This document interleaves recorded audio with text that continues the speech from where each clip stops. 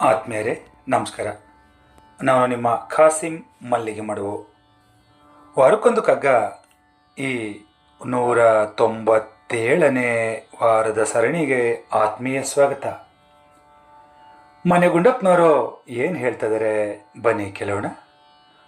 ಕುರುಡನಿನ ಚಂದ್ರರನು ಕಣ್ಣಿಂದ ಕಾಣುವನೆ, ಕುರುಡನು ಇನ ಚಂದ್ರರನು ಕಣ್ಣಿಂದ ಕಾಣುವನೆ, ಅರಿಯುವಂ ಸೋಂಕಿಂದೆ ಬಿಸಿಲು ತಣಿವುಗಳ, ಅರಿಯುವಂ ಸೋಂಕಿಂದೆ ಬಿಸಿಲು ತಣಿವುಗಳ, ನರನುವಂತೆಯೇ ಮನಸ್ಸಿನನುಭವದಿ ಕಾಣುವನು ಪರಸತ್ವ ಮಹಿಮೆಯನು ಮಂಕುತಿಮ್ಮ.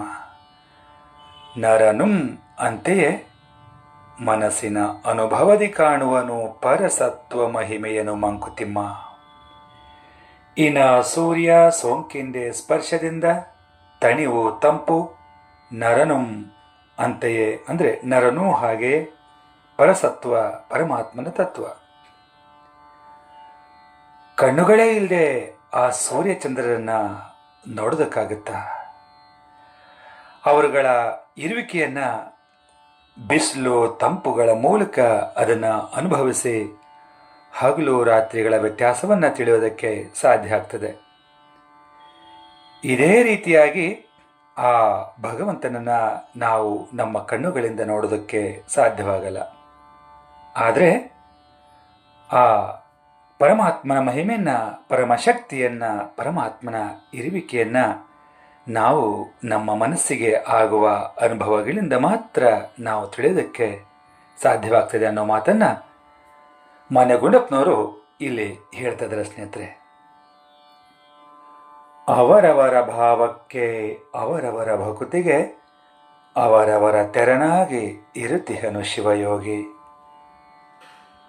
ಹರನ ಭಕ್ತರಿಗೆ ಹರ, ಹರಿಯ ಭಕ್ತರಿಗೆ ಹರಿ, ನರರೇನು ಭಾವಿಸುವರೋ ಅದರಂತೆ ಕಾಣುವನು ಅಂಥೇಳಿ ನಮ್ಮ ತತ್ವಪದಕಾರರು ಹೇಳಿರುವಂತೆ, ದೇವನೊಬ್ಬ ನಾಮ ಹಲವು ಎನ್ನುವಂತೆ ಆ ದೇವರು ಒಬ್ಬನೇ ಆಗಿದ್ರೂ ಕೂಡ ಪ್ರತಿಯೊಬ್ಬ ಭಕ್ತನೂ ಕೂಡ ತನ್ನದೇ ಆದ ನಂಬಿಕೆ, ಭಕ್ತಿ, ತನ್ನದೇ ಆದ ದೃಷ್ಟಿಕೋನಕ್ಕೆ ತಕ್ಕಂತೆ ಭಗವಂತನನ್ನು ಕಾಣ್ತಾನೆ, ಪ್ರೀತಿಸ್ತಾನೆ, ಆರಾಧಿಸ್ತಾನೆ.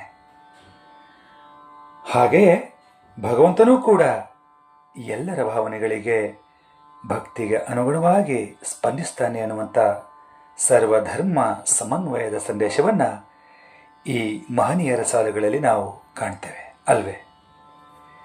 ಈ ಸಾಲುಗಳನ್ನು ಇಲ್ಯಾಕಪ್ಪ ಉಲ್ಲೇಖ ಮಾಡಿದೆ ಅಂತಂದರೆ, ಮಾನ್ಯ ಗುಂಡಪ್ಪನವರು ಕೂಡ ಅವರ ಸಾಲುಗಳಲ್ಲಿ ಇದೇ ಭಾವವನ್ನು ವ್ಯಕ್ತಪಡಿಸಿದ್ದಾರೆ ಅನ್ನೋ ಕಾರಣಕ್ಕಷ್ಟೆ. ಎಂತಹ ಅದ್ಭುತ ಸತ್ಯ ಅಲ್ವೇ? ಇಲ್ಲಿ ಕಣ್ಣಿಗೆ ಕಾಣೋದಿಲ್ಲ.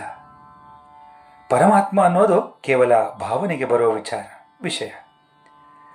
ಒಬ್ಬ ಕಣ್ಣಿಲ್ದ ಮನುಷ್ಯ ಯಾವ ರೀತಿಯಾಗಿ ಸೂರ್ಯನ ತಾಪ, ಚಂದ್ರನ ತಂಪನ್ನು ಗ್ರಹಿಸಿ ತನ್ನ ಅನುಭವದಿಂದಲೇ ತಿಳ್ಕೊಳ್ತಾನೋ, ಹಾಗೇನೆ ಪ್ರತಿಯೊಬ್ಬ ಮನುಷ್ಯನೂ ಕೂಡ ಆ ಪರಮಾತ್ಮನ ಮಹಿಮೆಯನ್ನು ಕೇವಲ ತನ್ನ ಭಾವನೆಯಿಂದಲೇ ತಿಳ್ಕೋಬೇಕು ಅಂಥೇಳಿ ಮಾನ್ಯ ಗುಂಡಪ್ಪನವರು ಹೇಳ್ತಾರೆ. ಯಾವುದೇ ಒಬ್ಬ ವ್ಯಕ್ತಿಗೆ ನಾವು ಏನು ಬೇಕಾದರೂ ಹೇಳ್ಕೊಡ್ಬೋದು, ಆದರೆ ಅವನ ಅಂತರಂಗದಲ್ಲಿ ನಡೆಯೋ ಮನೋವ್ಯಾಪಾರವನ್ನು, ಅದರ ಕ್ರಿಯೆಯನ್ನು ಹೇಳಿಕೊಡೋದಕ್ಕೆ ಸಾಧ್ಯನಾ? ಪ್ರತಿಯೊಬ್ಬರಿಗೂ ಅವರದೇ ಆದಂಥ ಅನುಭವ ಅನ್ನೋದು ಇದ್ದೇ ಇರ್ತದೆ ಸ್ನೇಹಿತರೆ. ಪ್ರತಿಯೊಬ್ಬರಿಗೂ ಅವರವರ ಅನುಭವದ ಪ್ರಕಾರ ಆ ಪರತತ್ವದ ದರ್ಶನ ಆಗ್ತದೆ.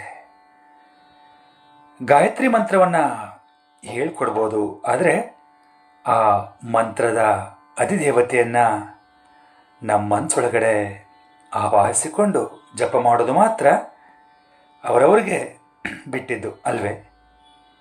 ಇದು ಮತ ಪಂಥ ಭೇದವಿಲ್ಲದೆ ಪ್ರತಿಯೊಬ್ಬರಿಗೂ ಅನ್ವಯವಾಗ್ತದೆ ಅಂತ ಹೇಳ್ತಾ ಈಗ ಕೇಳೋಣ ನನ್ನ ರಾಗ ಸಂಯೋಜನೆಯ ಈ ಕಗ್ಗವನ್ನು.